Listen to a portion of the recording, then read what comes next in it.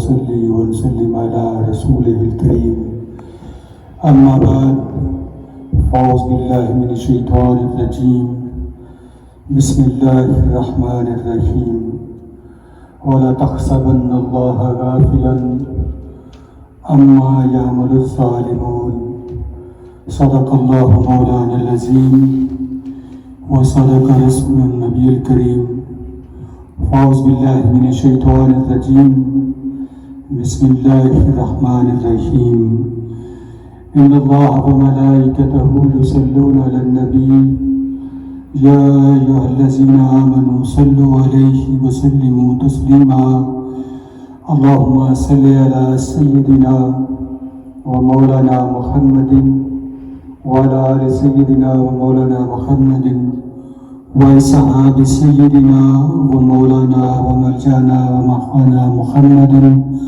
نبي أمه وآله وصحابه وتراته أجمعين وقت امداد یا شاہ بغداد رسم فریاد یا شاہ بغداد مہما محتاج تو حاجت روا المدد یا غوث اعظم سیدہ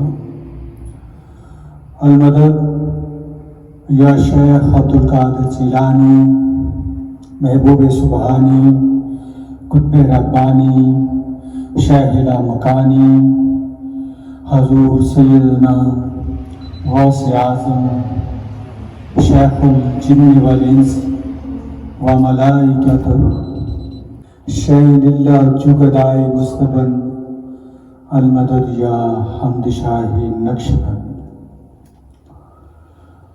معزز سامعین اکرام بزرگوں دوستوں اور بچوں السلام علیکم ورحمۃ اللہ وبرکاتہ سب تعریف اس وحدہ لا شریک ذات الوہیت کے لیے ہے جو تمام جہانوں کا پالنے والا بخشنے والا مہربان غفور الرحیم مالک الملک زمین و آسمان کا مالک ہے۔ محرم الحرام کے بعد دوسرا اسلامک منتھ جا رہا ہے۔ پچھلے جمعہ طبیعت کی ناسازی کی وجہ سے میں آپ کے حضور حاضر نہیں ہو سکا۔ آپ کی طبیعت ٹھیک نہیں ہے مکمل طور پر 100% جسے کہہ سکتے ہیں، مگر مجھے خود شرم آتی ہے کہ اگر سکت ہو تو پھر بھی نماز جمعہ کی ادائیگی کے لیے تشریف نہ لائیں اور اس کا ذکر زبان نہ کریں۔ یہ کیا ہے؟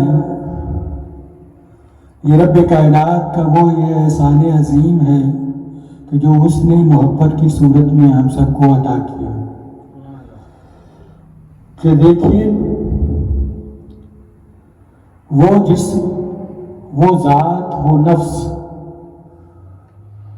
وہ روح، وہ جسد جس کی وجہ سے ہمیں یہ سجدہ نصیب ہوا ہے، زخموں سے چور چور ہے،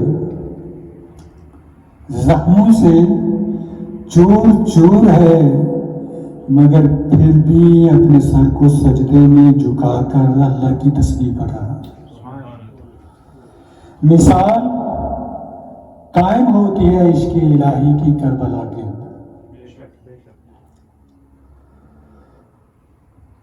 میں نے آپ کے سامنے آیہ کریمہ جو تلاوت کرنے کا شرف حاصل کیا ہے اس کا سادہ سا ترجمہ یہ ہے کہ وَلَا تَحْسَبَنَّ اللَّهَ غَافِلًا عَمَّا يَعْمَلُ الظَّالِمُونَ کہ اللہ کو ظالموں کے ظلم سے بے خبر نہ سمجھو، وہ سب جانتا ہے۔ وَاللَّهُ غَالِبٌ أَمْرِهِ وہ اپنے حکم پر غالب ہے۔ ہم اس کی مخلوق ہیں، وہ خالق، ہم بنائے گئے ہیں، اس کو کسی نے نہیں بنایا، وہ تھا، ہے اور رہے گا۔ ہم وہ نہیں جانتے جو وہ جانتا ہے، ہمیں اس کا شعور نہیں ہے کہ کل کیا ہونے والا ہے، مگر جب اپنی کسی مشکل، اپنی کسی مصیبت کا خیال آتا ہے تو ایک نظر میں اپنا ذاتی یہ تجربہ بتا رہا ہوں، آپ کے سامنے عرض کر رہا ہوں کہ میں امام حسین علیہ السلام کی ذات اقدس کو کربلا کے اندر دیکھ لیتا ہوں۔ وہ سارے غم جو ہیں وہ کفور ہو جاتے ہیں، جسم میں خود بخود سکت پیدا ہو جاتی ہے۔ اگر ہم ماننے والے ہیں ان کے، تو پھر ہمیں اپنی تکلیف کو مد نظر نہیں رکھنا چاہیے۔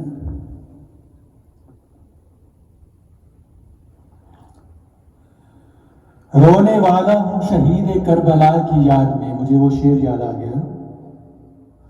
رونے والا ہوں شہید کربلا کی یاد میں، یہ دیکھیے کہ وہ کس بنا پر کہہ رہے ہیں۔ اگر یہ ضروری نہیں ہے کہ غم حسین صرف محرم کے اندر ہی منایا جائے۔ رونے والا ہوں شہید کربلا کی یاد میں، کیا در مقصد نہ دیں گے مجھے ساقی کوثر؟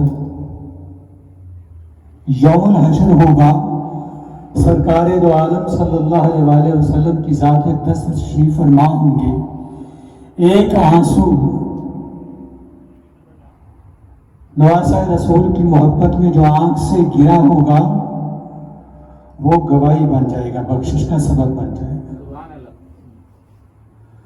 یہ ایام سفر المسافر کے یہ ایام جو جا رہے ہیں، یہ اہل بیت طہار کے اوپر ظلم و ستم کے ایام ہیں۔ اتنی مصیبتیں، اتنی مشکلیں ان کے اوپر آئیں، ان کو قیدی بنایا گیا، بے کچاوا اونٹوں پہ بٹھایا گیا، گلی کوچوں میں پھرایا گیا، اور پھر ان کا تماشا تمام مخلوقات کو دکھایا گیا۔ جن و انس ان کی حالت پہ رو رہے ہیں، گرے و زاری کر رہے ہیں، ملائک آنسو بہا رہے ہیں، مگر اہل شام اتنے سخت دل ہیں کہ ان کے یزیدی اتنے سخت دل ہیں کہ ان کی آنکھ میں ایک آنسو بھی جاری نہیں ہوا۔ وہ سب اہل بیت طہار کا تماشا دیکھنے کے لیے یزید کے دربار میں جمع ہیں۔ جب یہ لٹا ہوا قافلہ اتنے دنوں کی مسافت کے بعد یزید کے دربار میں پہنچتا ہے، اور پھر وہاں جب مکالمہ ہوتا ہے،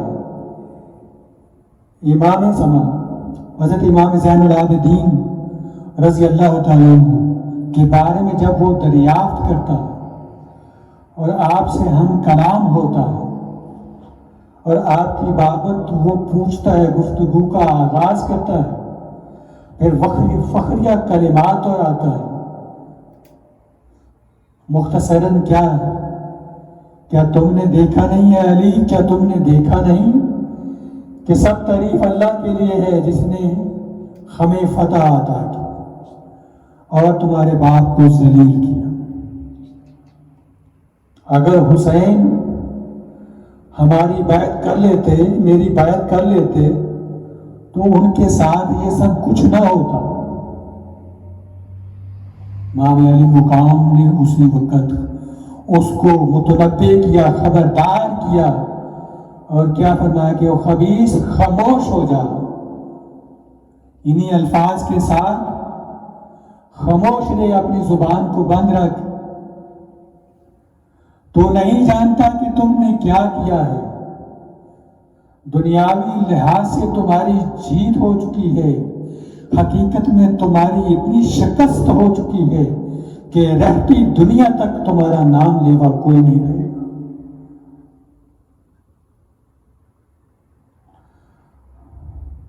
جب وہ یہ کہہ رہا تھا، فخریہ کلمات کہہ رہا تھا، امام علی مقام کا سر اقدس جو اس وقت صندوق میں بند تھا، اس سے بولنے کی آواز آئی، قرات کی آواز آئی، اور ان لبوں سے جو کلام مجید کے الفاظ جاری ہوئے وہ یہ آیا کریمہ تھی، وَلَا تَحْسَبَنَّ اللَّهَ غَافِلًا عَمَّا يَعْمَلُ الظَّالِمُونَ، ظالم ان قریب جان لیں گے کہ اللہ ان کے ساتھ کیسا سلوک کرتا ہے۔ جب یہ بات ہوئی سر انور سے آواز آئی، امام علی مقام نے کیا فرمایا کہ وہ خبیث دیکھ میرے باپ کو کٹے ہوئے سر، میرے باپ کے سر کو جس کو تن سے جدا ہوئے اتنا عرصہ بیت گیا ہے، آج بھی وہ زندہ ہے اور قرآن پڑھ کر اس بات کی دلیل پیش کر رہا ہے کہ ان قریب تمہارا حشر ظالموں کے ساتھ ہوگا۔ یہ کیا ہے؟ امام علی مقام کی وہ زندہ کرامت ہے جو یزید کے دربار میں تمام درباریوں نے دیکھی اور سنی، دیکھی اور سنی، اپنے کانوں سے سماعت فرمائی۔ اب اس میں چند افراد ایسے تھے کہ جو رسول اللہ صلی اللہ علیہ وآلہ وسلم کے صحابہ تھے،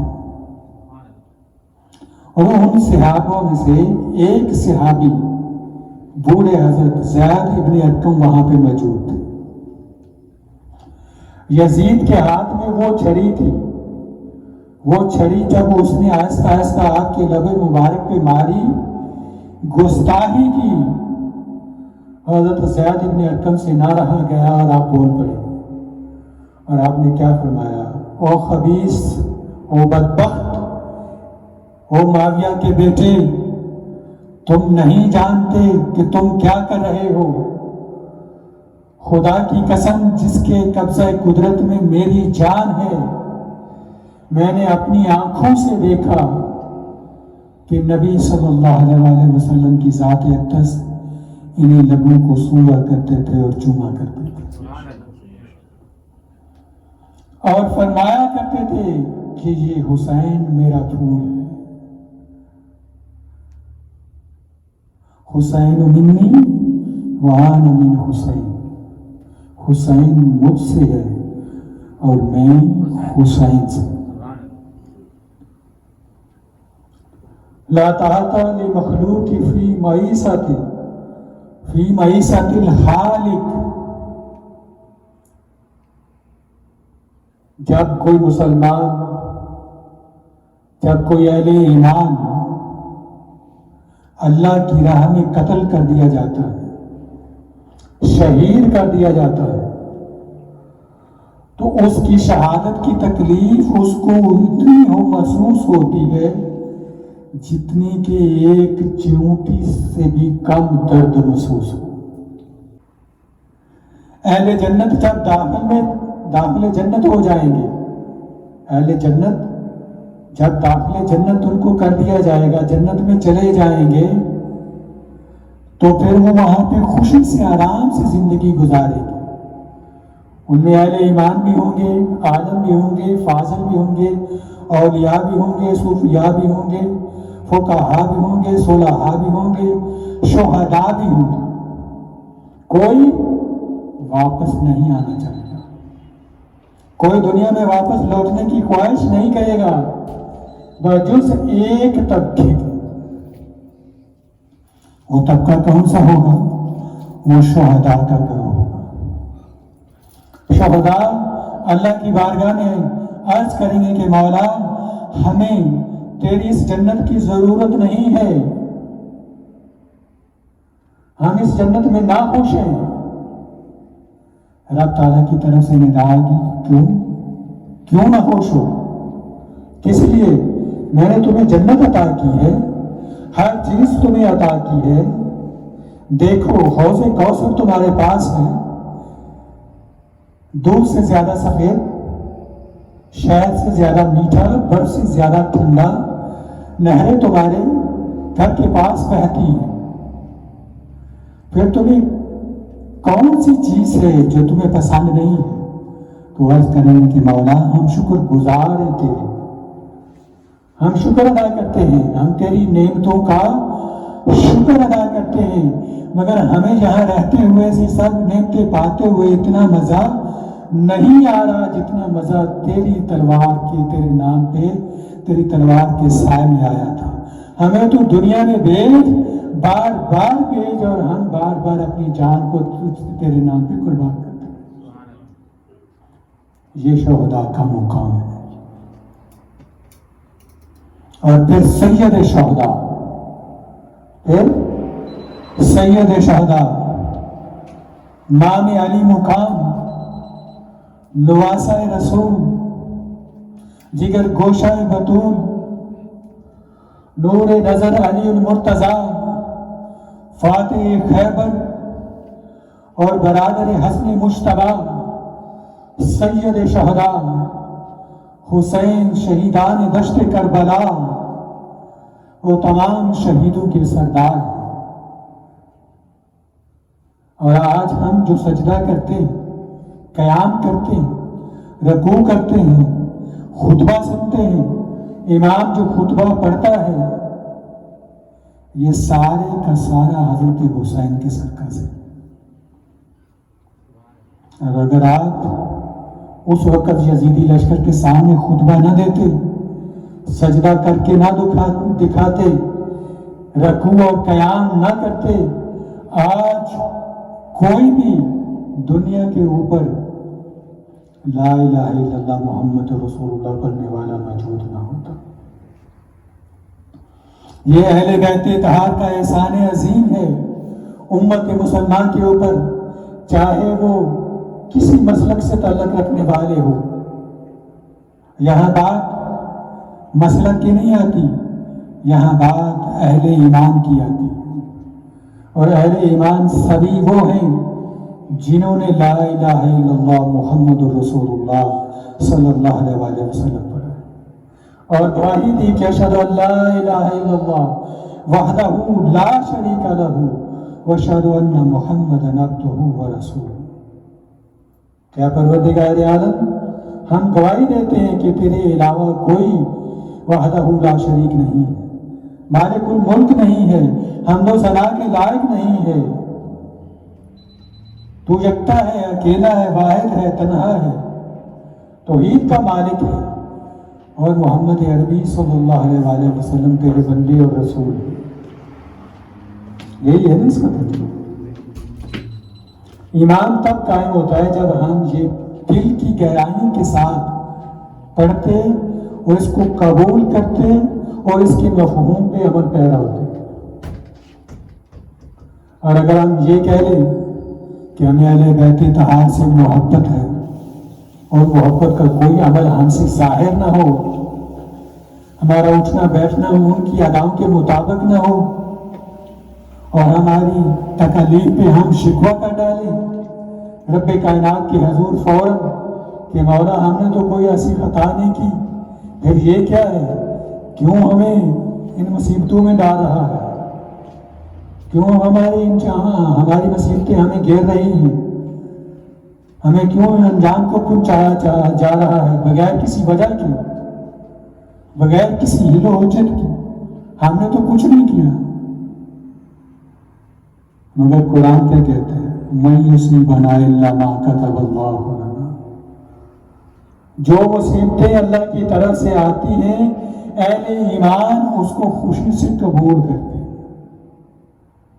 اور مصیبت کو قبول کرنا ہی اللہ کا قرب عطا فرماتا ہے۔ یہ روحانی بات ہے، یہ روحانی تجزیہ ہے کہ اگر روحانی ترقی چاہتے ہیں اور آپ یہ چاہتے ہیں کہ آپ اللہ کے قریب ہو جائیں، یا ہماری یہ خواہش ہے کہ اللہ ہمیں اپنا قرب عطا فرما دے، تو اس کے لیے کیا ہے کہ جو اللہ کی طرف سے ہمیں آزمائش میں ڈالا جائے اس کو خوشی کے ساتھ قبول کر لیں، زبان پہ شکوہ نہ آئے۔ جب شکوہ نہیں ہوگا تو اللہ تبارک و تعالیٰ کی ذات ہے، وہ کبھی بے انصافی نہیں کرتی۔ اگر مصیبت میں ڈالتی ہے تو پھر نگاہ بھی رکھتی ہے، اور مصیبت میں ڈالنا گناہوں کو معاف کرنے کا سبب ہوتا ہے۔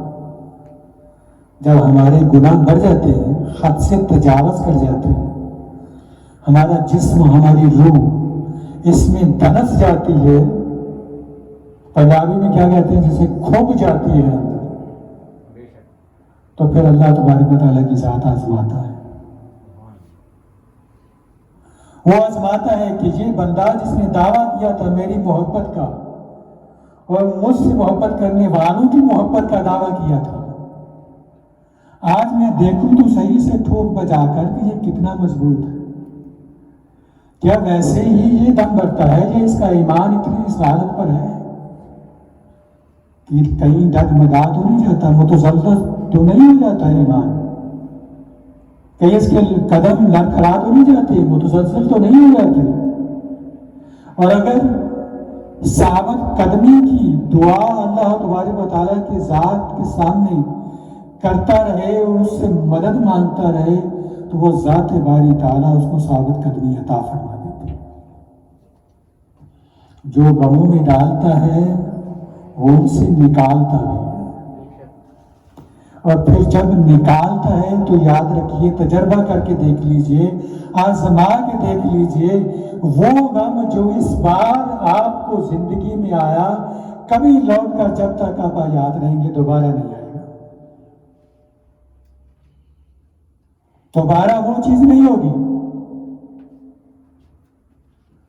کیونکہ جب اس نے مٹا دیا تو مٹا دیا، ختم کر دیا، معاف فرما دیا تو معاف کر دیا، قلم کو پھیر دیا، اس نے معافی دے دی، چھٹی ہوگی۔ انسان نہیں ہے کہ جب معاف کر دے تو پھر بھی اس کو جتلاتا ہے۔ تو اللہ تبارک و تعالیٰ کی رحمت کا پیمانہ بہت وسیع ہے، بہت بڑا ہے، اور کیا فرماتا ہے کہ جب تم سے کوئی غلطی سرزد ہو جائے، گناہ کر بیٹھو دانستہ نہ دانستہ طور پر، تو اس کو مت دوہراؤ کہ میں نے گناہ کیا، اس کو مت دوہراؤ، رپیٹ مت کرو، ڈونٹ ریپیٹ اٹ،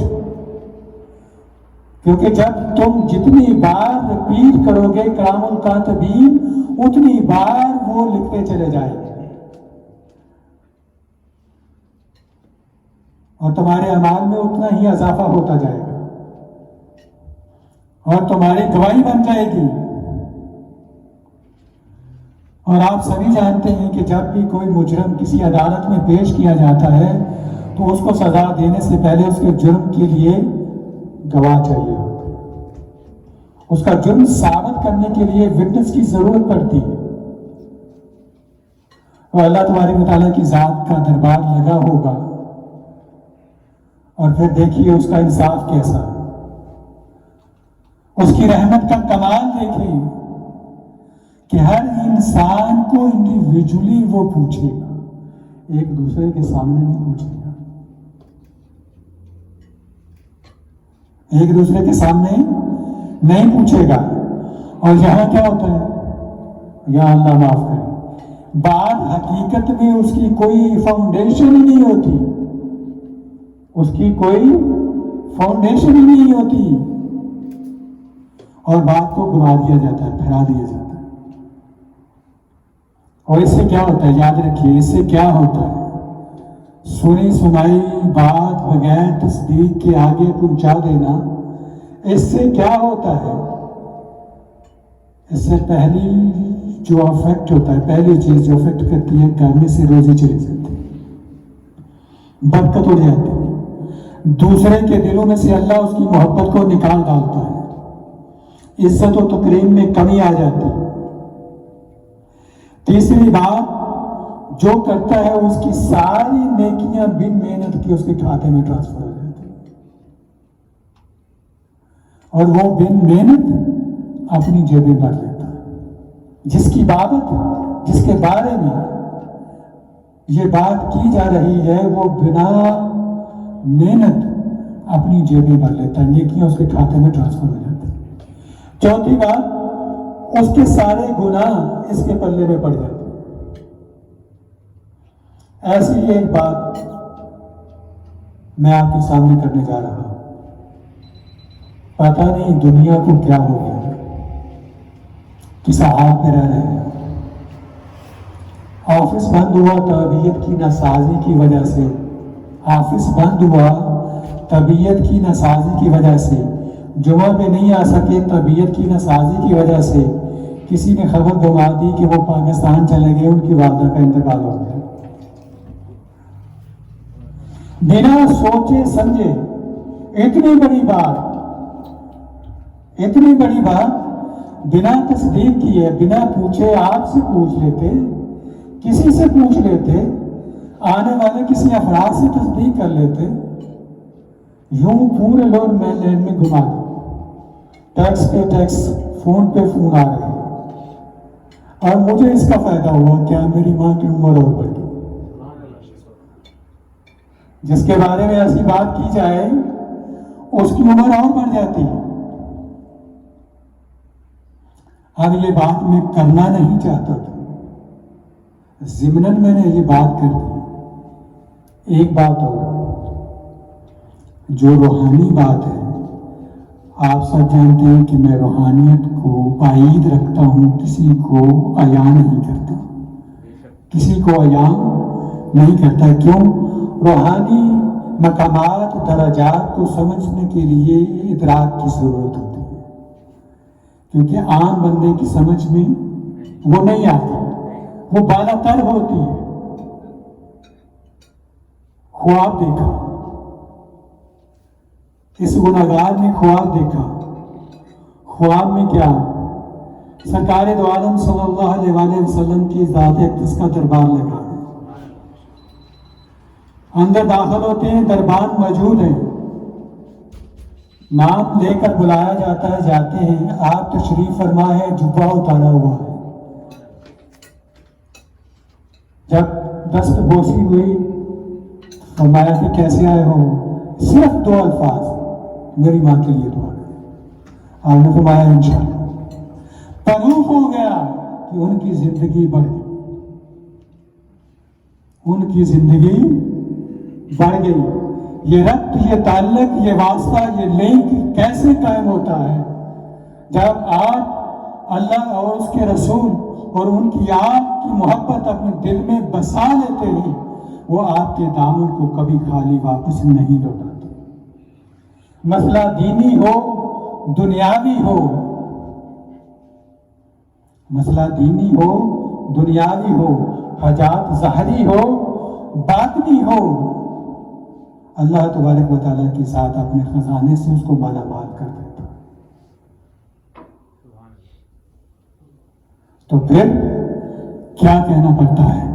انہی کے دربار سے زندگی عطا ہوتی ہے، انہی کے دستے رحمت سے سانسوں کی مالا جو وہ ہے وہ جڑی ہوئی ہوتی ہے۔ کائنات میں جو کچھ چل رہا ہے یہ سرکار دو عالم صلی اللہ علیہ وآلہ وسلم کی ذات اقدس کی وجہ سے ہے۔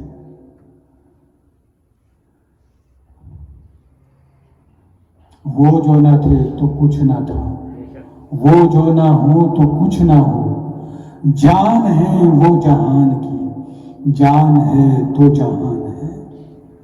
اس دربار میں سب کی لسٹ تیار ہوتی ہے، رفتہ رفتہ جو انسان اپنے مقامات کو طے کرتا چلا جاتا ہے، اپنے اندر پیورٹی اور محبت، ان کے جذبات اور ان کے احساسات کو پیدا کرتا ہے، تو پھر نام اس کا اوپر چلا جاتا ہے، اور پھر بندے کی لاٹری لگ جاتی ہے، بندے کی قسمت سمجھ جاتی ہے۔ مگر یہ کام بڑے مشکل ہوتے ہیں، اتنے آسان نہیں ہوتے، عرصہ دراز لگ جاتا ہے۔ آس سے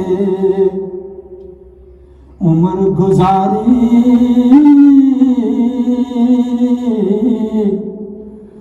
گزرے سال ہزار، مالی باغ نی ویکھن دیندا، آیا جدوں بہاراں۔ کیوں کہ مالی بات جو خواب کا سلسلہ تو تھوڑا سا ہوتا ہے، چند لمحوں کا ہوتا ہے، پھر اللہ تبارک و تعالیٰ کی ذات کیا فرماتی ہے کہ یہ جلوہ حسن جو ہے اتنا ہی کافی ہے، اس کو تم اپنے دل میں سنبھالو، بقیہ بعد میں دیکھا جائے۔ پھر وہاں کوئی بیماری، وہاں کوئی کرونا، وہاں کوئی کچھ، وہاں کوئی کینسر، کچھ کام نہیں آتا۔ یہ ساری ظاہری بیماریاں ہوتی ہیں، سب کے لیے جب آپ انشاءاللہ فرما دیتے ہیں تو اللہ تبارک و تعالیٰ کی ذات ساری بیماریوں سے شفا عطا فرما دیتا ہے۔ ہم نے دربار محمد سے شفا مانگی ہے، ہم نے دربار محمد سے شفا مانگی ہے، ہم نے مرنے کی مدینے دعا مانگی ہے، ہم نے دربار محمد سے شفا مانگی ہے۔ درد رکتا نہیں، مٹ جاتا ہے عشرت اس کا، جس نے دربار محمد سے شفا مانگی ہے، جس نے دربار محمد سے شفا مانگی ہے۔ یہ بیماریاں، یہ مصیبتیں، یہ غم، یہ مشکلیں، یہ اس ذات کے سامنے کیا حیثیت رکھتی ہیں جن کی ایک نگاہ بندے کے تمام سوالات کو پورا کر دیتے ہیں۔ صرف نگاہ، اگر کچھ وہ زبان اقدس سے عطا فرما دیں تو بگڑی ہوئی بنتی ہے ہر بات مدینے۔ اللہ تبارک و تعالیٰ کی ذات ہمیں صحیحانوں میں آقا دو عالم صلی اللہ علیہ وسلم کی ذات، ان کی یاد اور ان کے ماننے والوں سے سچی اور سچی محبت کی توفیق عطا فرمائے، اور جو سبق ہمیں میدان کربلا کے اندر ملتا ہے اس پر عمل پیرا ہونے اور اپنے لیے راہ نجات حاصل کرنے کی توفیق عطا فرمائے۔ آخر میں آپ سب کے لیے دعا کرتا ہوں، اللہ آپ سب کو صحت و تندرستی عطا فرمائے، اور آپ میرے لیے دعا کریں کہ اللہ مجھ کو بھی صحت عطا فرمائے، تاکہ اسی طریقے سے آپ آتے رہیں، ہم سناتے رہیں اور آپ سنتے رہیں، اور اللہ تبارک و تعالیٰ اس کو درجہ قبولیت عطا فرمائے۔ وما علینا الا البلاغ۔